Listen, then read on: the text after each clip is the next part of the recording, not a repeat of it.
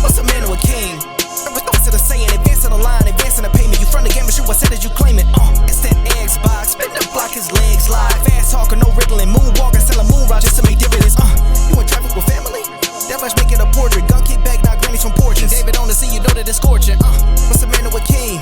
What's to the saying? Advancing the line, advancing the payment. You front the game and shoot what said as you claim it. You already know the time, told my boys to hold the line. We gon' shoot it out in seconds, leave you posted like a vine. Bow your head down to the king, leave your roses at the shrine. We stay ready for the war, just need the king to drop the sign. Say what you running from, what you running from. I'm with my team, we bleed green, that's what you wanted, huh? Say what you running from, what you running from. I'm with my team, we bleed green, that's what you wanted, huh? This what you wanted. This what you wanted, huh? Peace and blessings, and welcome back to Xbox Frontline News with your boy, the King. And this is a wonderful Monday. As we start the week, which is only known as TGS Week, that's Tokyo Game Show Week, with the hopes and dreams of all us gamers as one of the closeout shows of the year, we anticipate offerings from PlayStation, Nintendo, and most of all, our love, Xbox. And I don't think either one of these companies will disappoint in giving you the year-end roadmap and the roadmap to 2025. So without further ado, we got a lot of topics to talk about today. Xbox has so much going on. It cannot be understated that the challenger has stepped up, is ready to fight, and take on the champions in succession to get a first-round TKO or maybe a 12-round decision. But Microsoft is not walking away from this fight without a victory. So I want all you Spartans to respect Xbox Frontline News, because this Friday, on Community Day, we're playing Halo with a big community bash, and I want everyone to come out because the 25th year anniversary of Halo is this November, and we will be celebrating it by honoring Halo and playing the Master Chief Collection and Halo Big Team Battle. We're going to have some fun. I want you guys to be ready. It's going down this week. And what can be only seen as a little bit of clarity on what's going on with the Xbox positioning for the next generation. The next generation Xbox console could include a handheld. The next generation of consoles reportedly could include both console and handheld, according to Windows Central. Microsoft is making another two-pronged approach to the Xbox hardware market, like it did with the Xbox Series S and X. The plan is reportedly to have a traditional style successor to the Series X, as well as a handheld gaming option similar to the Steam Deck. Now, this is stuff that we talked about before. This is stuff that we've thought about before. This is stuff that's been rumored in the backgrounds. My situation is, where do we stand on this? As Xbox Frontline News, do we believe that Xbox made a bad decision with making the X and S and seemingly asking for parity? What will this handheld be? We need to discuss this, because if they make the same mistakes, do they get the same results? Is this the definition of insanity? Has Microsoft gone insane? These are questions that we need to answer, and answers that need to be had. Let's do this. And what can only be something to corroborate my feelings on the matter with Xbox Series S and X. To save the Xbox, Microsoft must end the Series S feature parity. I also agree with that statement. Released in November 2020 alongside the Series X, the Series S is positioned as Microsoft's low-cost gateway into the next generation gaming. Priced at $299, the smaller all-digital machine promised feature parity with its most powerful sibling. That meant whatever ran on the Series X also ran on the Series S, a little bit lower resolution and frame rate. It sounded great on paper. In 2024, however, developers and consumers are growing frustrated with the Series S weaker processing power. Xbox suffers late arrival release dates, Baldur's Gate 3, Black Myth Wukong due to technical issues. It's time for Microsoft to abandon the game restraining feature parity. I agree with this. There's a strong developer outcry. We have developers talking from day to day that as a consumer, I love this. As a technical producer, he sees trouble. And, this is Remedy Games who tweeted that.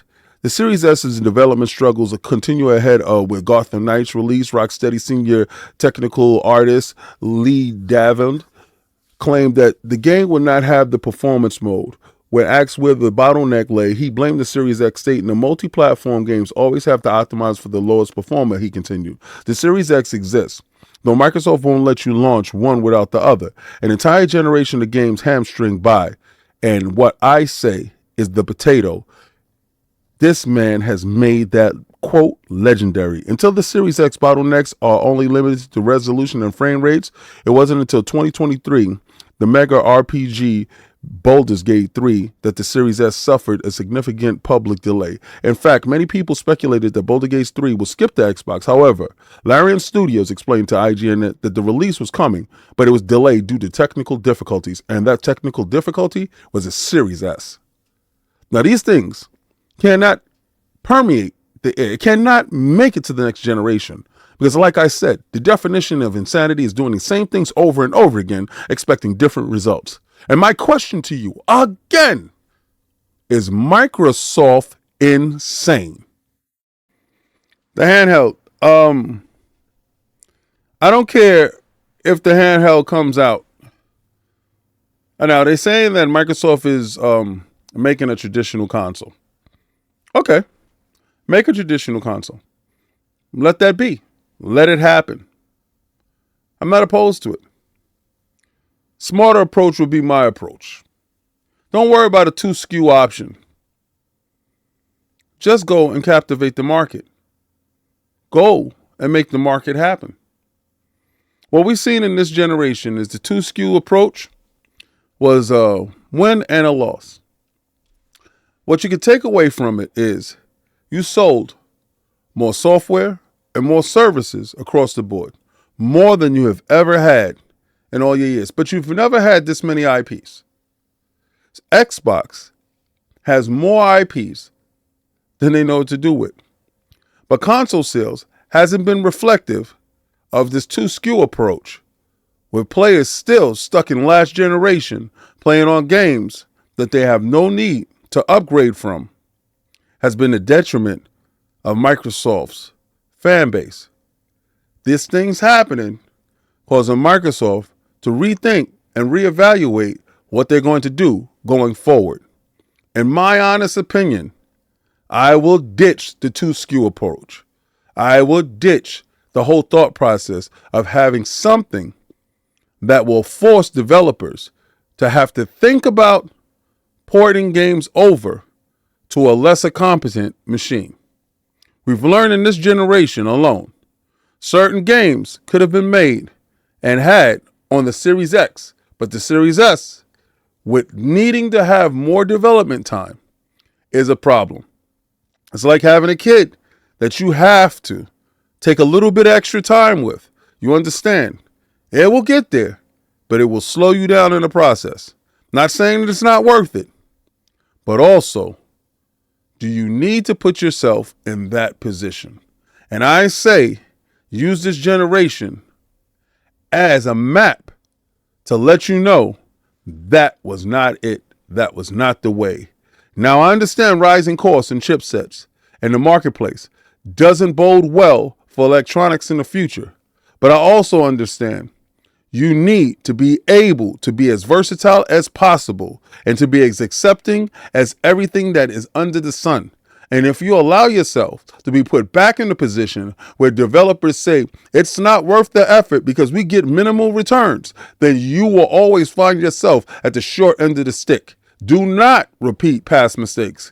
Look forward, continue to be forward thinking, but do not, at the detriment of the Xbox fan base, continue to split the skew and make the fan base choose. And you know they will always choose the cheaper, less competent, because they just want in. Understand, look at the fan base, look at the people you're talking to. The casual does not care about power. The casual will only purchase what you put forth. Put forth a powerful machine that is available for everyone. That's my opinion. It's kind of crazy that PlayStation was only out 5 years before the Xbox, because the PlayStation has celebrated 30 years of PlayStation. Halo fans is getting ready to prepare for the 25th anniversary of Halo and Xbox. And we all know they walk hand in hand together down the street. Some franchises have stood the test of time. Halo is one of those first-person shooter games that continues to see the installment long after its initial debut. The game could be arguably one of the big reasons Xbox was a console contender when Microsoft first ventured into the hardware industry. Likewise, it's also a big franchise that helped Bungie get into the limelight. Now, 343 Studios is working on the Halo franchises as we speak now. Halo Infinite took the franchise in a different direction. It gave players an open world option. Now we see that the next chapter might be something entirely different, something entirely grandiose. But according to John Friend, a celebration event has already been in the works at Microsoft for what? The Halo franchise. What we are seeing is Halo and Microsoft building up for the 25th anniversary of Halo and Xbox. And I can't wait for such a celebration, because on that day, a contender was built. Will he become champion? One can only hope. But I hope that this 25th anniversary sparks another 25 more years of Halo and Xbox. Microsoft and Halo has made billions, but 1.8 chunk of that hasn't even come from games. What you need to know: Halo is one of Microsoft's longest running gaming franchises and has played a huge role in the success of its Xbox gaming divisions since both Halo Combat Evolved and the first Xbox console launched in 2001. Since its inception, Halo has grossed over $6 billion, with a number of potentially as high as 10 billion, according to the details at Microsoft LinkedIn profile. However, a new article, Xbox head consumer products John Friend has stated that nearly 2 billion of that revenue hasn't even come from video games. Specifically, 1.8 billion has come from Halo merchandise and multimedia, including its many different toys, collectibles, apparel, items, novel, comic books, and more. Friend's comment also suggests that Microsoft may license newly acquired franchises like World of Warcraft, Diablo, and do similar things. He stressed that the firm will evaluate properties on a case-to-case basis and determine what is the best approach for these properties. Halo was a learning tool to get every other franchise up to the high standards that Halo has at Microsoft. In turning out revenue, we can see the next Halo in a stable of many IPs that Xbox has. Xbox future is incredibly bright, and with Halo leading the way with its $10 billion in revenue, Halo is a shining beacon of what potential is at the Microsoft stable and what you can become. As Microsoft has always said, and Master Chief has always brought, you must continue to fight, but often you must be a Spartan. It's 25th anniversary of Microsoft Xbox console and Halo. With that being said, it's 13th year anniversary of ODST.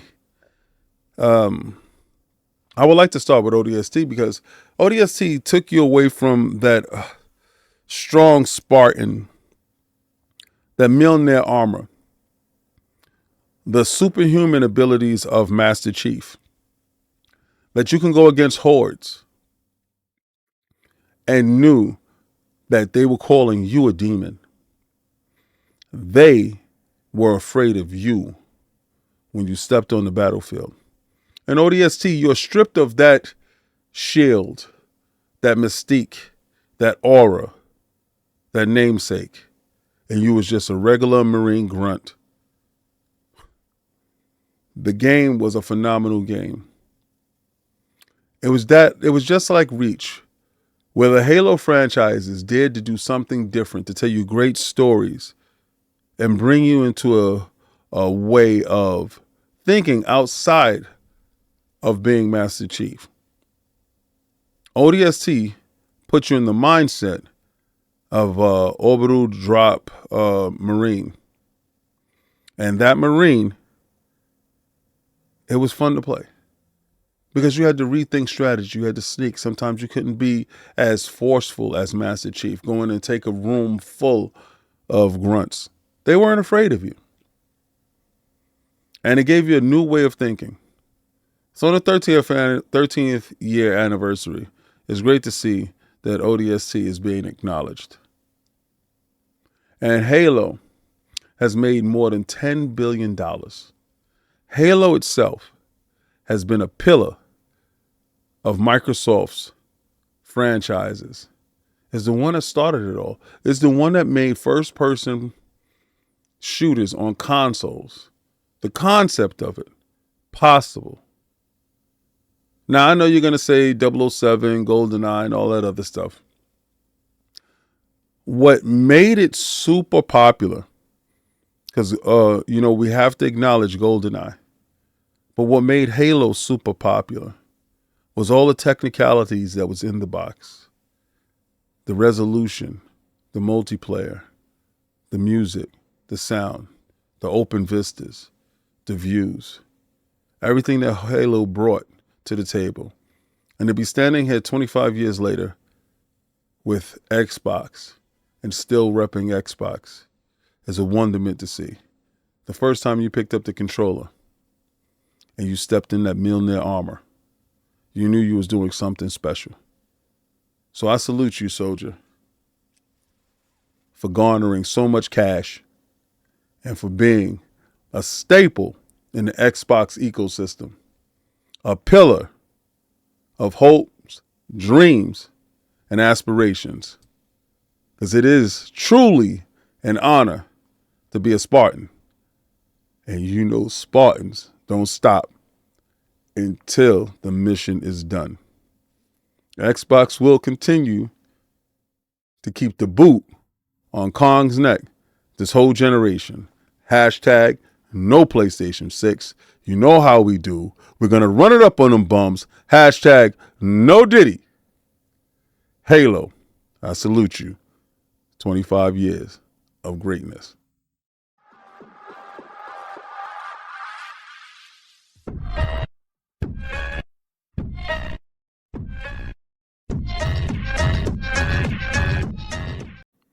After more than 13 years, Xbox Ambassador Program is shutting down.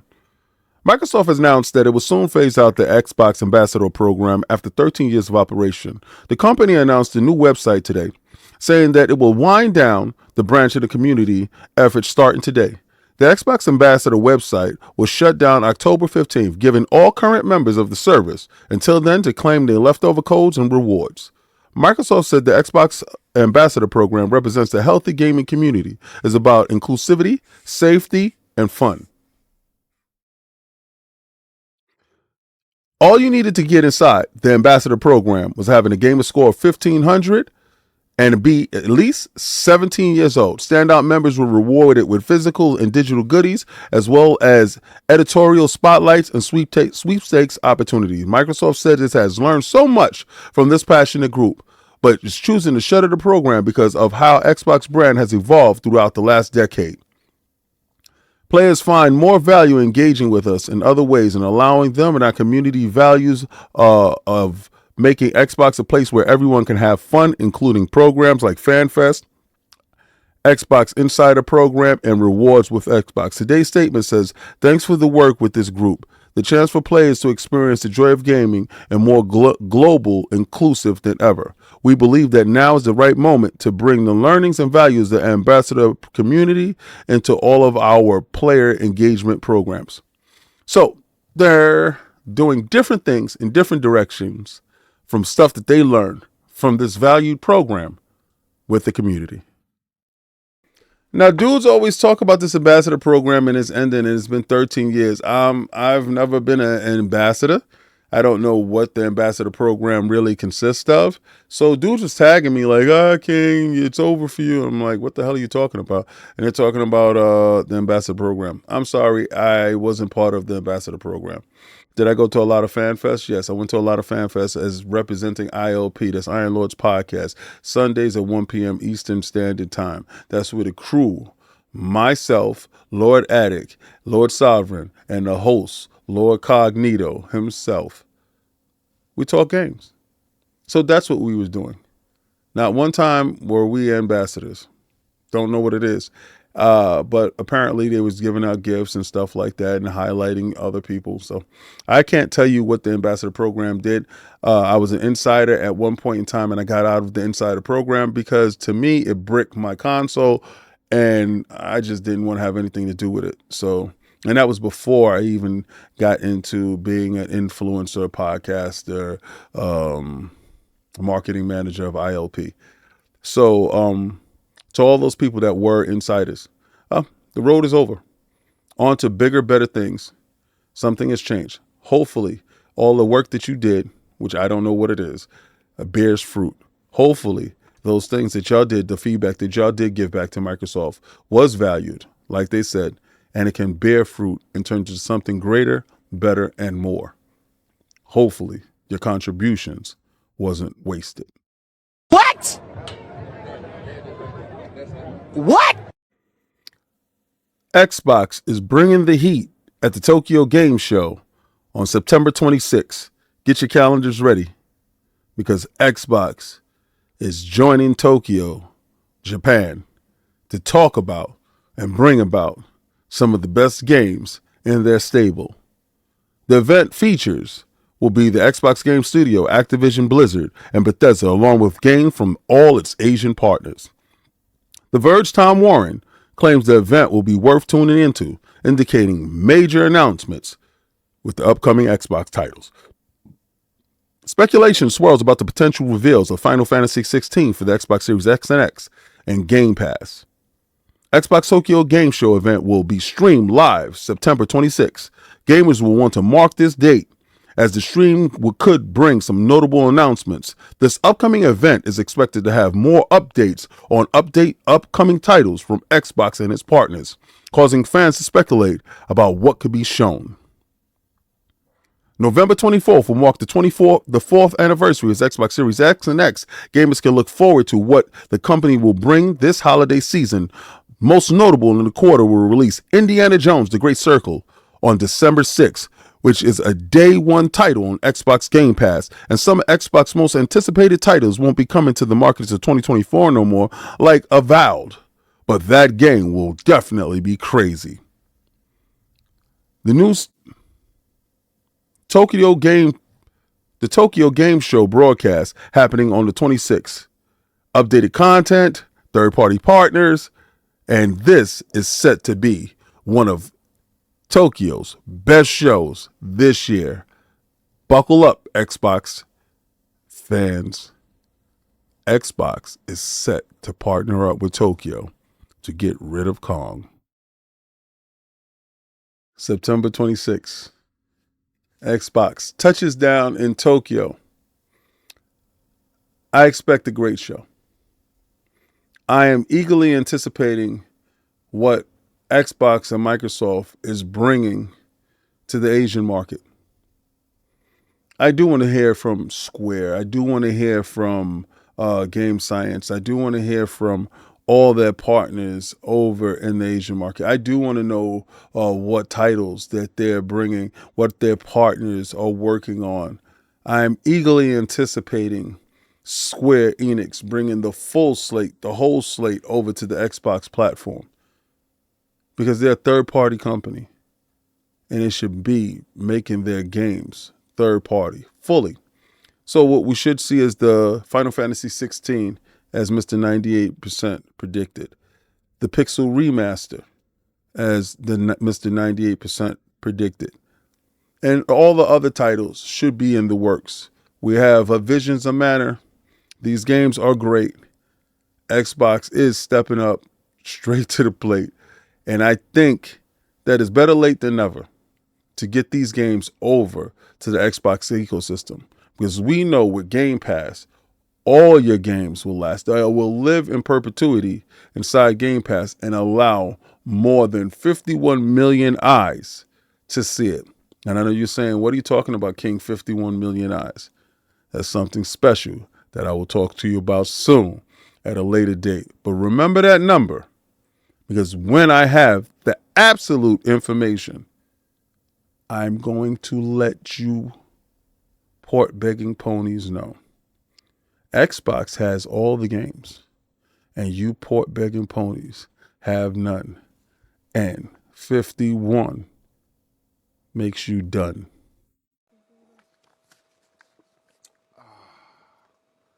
Coffee tastes good this morning. Is that just coffee? As I pray and eagerly await Nintendo to answer these questions, tech experts say the Nintendo Switch 2 leaks are most certainly real. As a horrified gamer, to see Nintendo reduced to sameism and safism, I hope that these leaks are not real. But a set of photos of the Nintendo Switch 2 appeared on this Chinese website, starting to go viral on Reddit. It's beyond. It is crazy to believe that these little mock-up renders is what's causing all the stir. It's basically the same exact thing as a regular Switch. So the Switch 2 is nothing more than a minor upgrade. In my opinion, this is not indicative of Nintendo, and that would mean that the internal hierarchy at Nintendo has either aged itself out or conceded to the new age that is growing inside the building. Nintendo hasn't commented on the leaked photos yet. I can only hope that Miyamoto comes out and strikes this down as the father of Nintendo should.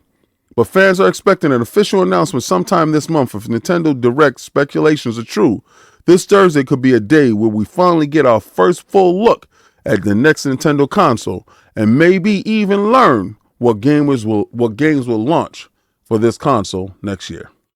In a new filing today with the FCC, Nintendo VR on the way? Maybe. A new device was filed, patent, with the FCC. It could get multiple glimpses of the Nintendo Switch 2 very soon, perhaps later this month, according to some reports. But the handheld follow-up doesn't appear to be the only hardware in development at Nintendo. Late last week, Nintendo submitted filings to the Federal Communication Commission, revealing the company is working on a new wireless device. While a listing spotted to The Verge doesn't reveal the device, what the device is, it's pretty clear that it's something other than the Switch 2. The filing model is number CLO001, which implies that this is a new product from the Nintendo. Previous devices like the original Switch had HAC-001 and Nintendo DS NT-001 had similar 001 codes to designate the first entry in a new lineup. The new hardware does not appear to be a console or controller like a Joy-Cons. It's listed as a wireless device. There is very simple diagram found on the submission that shows where the FCC label is a depression area on the bottom. The device appears to be square, rounded off corners. It's unclear how big the device is, but it doesn't look like it would take up much space. This is the device here about what they're talking about. This can be the projection device that I talked about going to Nintendo. For a wireless device, Nintendo's mystery device appears to be missing most of the connectivity we expect. It doesn't have a 5G Y radio or Bluetooth. However, it does have 24 gigahertz wave sensor and a 2.4 gigahertz Wi-Fi radio. It looks like it has to be plugged in via USB, which we assume means it might be able to connect to a device like the Nintendo Switch through the docking station. The 24 gigahertz wave sensor does give us an idea of what Nintendo might be working on. Wave sensors use short wavelength electromagnetic waves according to a paper by Texas Instrument. A shortwave system is highly accurate and will have the ability to detect movements that are as small as a fraction of a nanometer. So a Nintendo device could be an MMA sensor to track movements or gestures of a control. To the end, the 24 gigahertz radar can have a detection range for up to 100 meters. There's some guessing that the direction we think Nintendo is going in, the Joy-Cons already act as tiny Wii remotes. But Nintendo has a lot of success with the Nintendo Wii, so this could be a way of the company to innovate on that console. With the movement tracking, the company could be working on some sort of gesture control device, AR tracking. Nintendo did play around a bit with it with live games with the Labo system and Mario Kart Live, so this could be an improvement there. My guess, we're assuming not talking about a device from a theme park. It is significantly virtual reality product from Nintendo. Ever since the Virtual Boy in the 90s, the closest Nintendo has come to playing virtual reality space is the Labo Toy-Con 04 kit.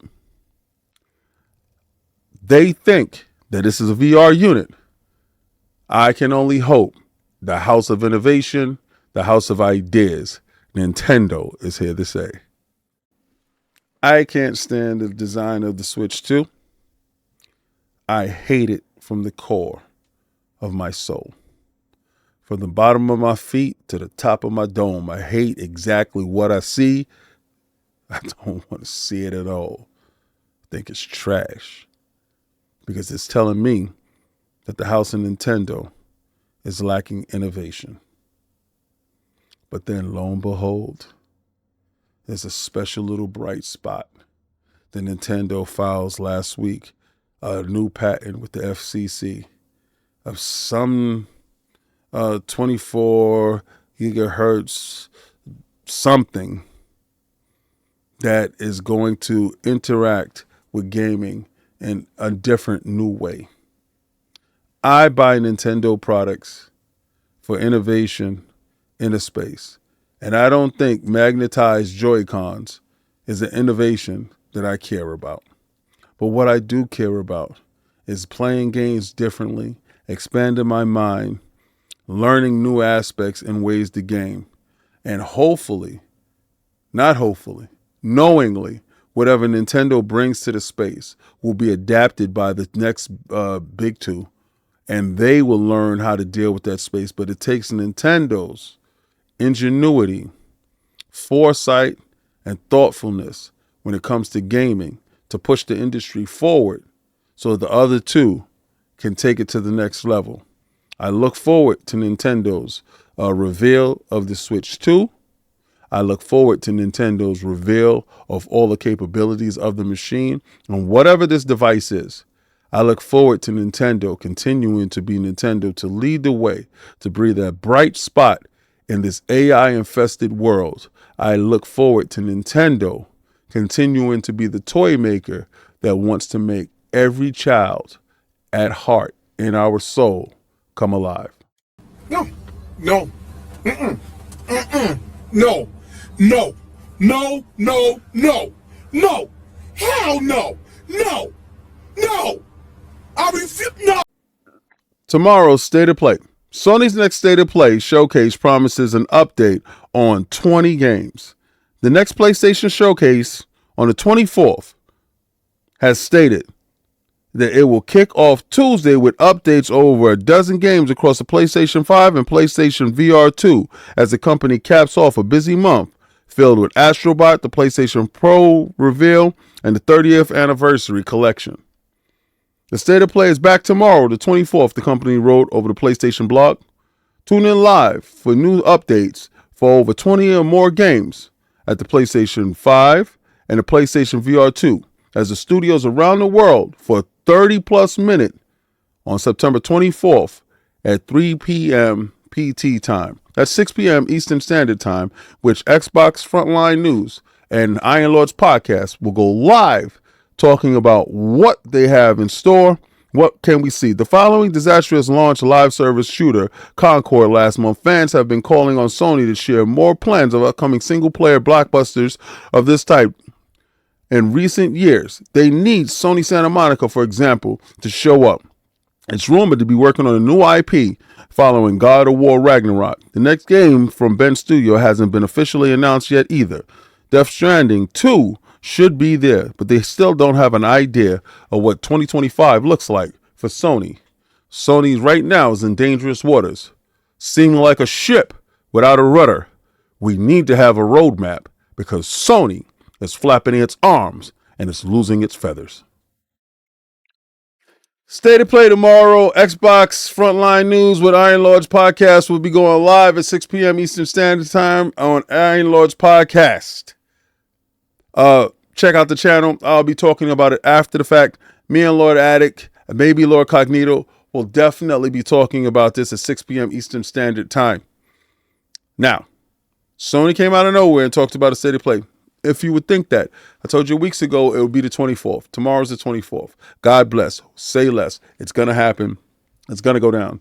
Shout out to Sony for standing on their square and what some may seem to be desperation. This has always been a calculated move. I already told you they was going to shoot their shot before Tokyo Game Show, before Xbox and Nintendo and everybody else got a chance to say whatever they was going to say. Sony wanted to say what they wanted to say and get it out of the way. I honestly believe that more than half of those games will be VR games from third-party developers that's going to show games. You probably see the game for Kojima, Part 2, Throat Baby 2. You'll see that. You'll probably see, the remake or the remaster of Horizon, the PC port of God of War maybe. I don't know exactly what to expect from Sony tomorrow. What I hope from Sony tomorrow is I don't want to see an old Larry Holmes out of shape coming out of retirement, trying to fight and be, still be the champion. What I want to see is a formidable champion. I want to see Sonny Liston in his prime. I want to see Sony come out and put notice to the industry. Because right now, I don't want a wounded champ to be defeated by Xbox. I want the best Sony to show up.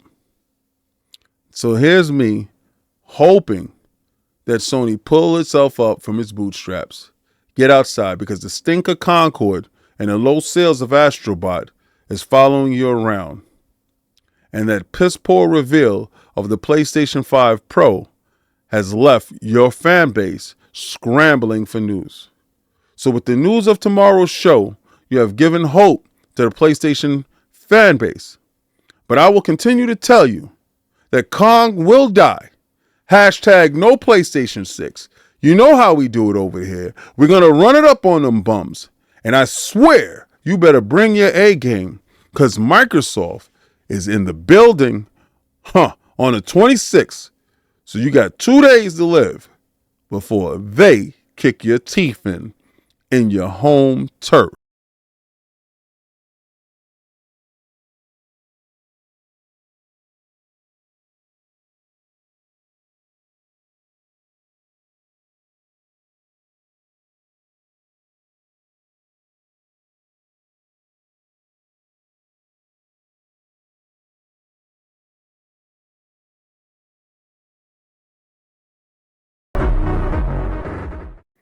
With anticipation of Starfield Shattered Space DLC dropping on the 30th, a vignette was dropped. A vignette showing you some secrets of House Va'ruun. This vignette had no voice. It was just a drama between a mother and a son, escaping something that would look like certain doom. House Varun has many, many secrets. A handcrafted world brought to you by the developers over at Bethesda from the mind of the great Todd Howard. This story pans out with the much secretive Serpent Society. If you worship the serpent, what are you truly worshiping? House Varun's many mysteries are being brought to you by Shattered Space DLC. September 30th, jump right back into Starfield, like myself, where I hopefully will get a chance to steal new ships, explore new rooms, get new characters, discover new guns, new armor, different things to allow me to play Starfield the way I choose to play, my way. On Series X and S and on PC, Game Pass is the way to play this game and this DLC. Have fun with all your friends, talking about all the mysteries that has unfolded. Now, the fact that this game is not AI procedurally generated, as far as this world in this DLC, we get a chance to see what a handcrafted planet looks like from the eyes of Todd Howard. This is Division, the first DLC, and you can still purchase right now. I believe it's $29.95 or $26 if you're a member of Game Pass Ultimate. Pick it up. If you're a Starfield fanatic, if you're a Starfield fan, I know you already have it. But me, myself, I'm going to jump in to the wonderful world of Starfield yet again.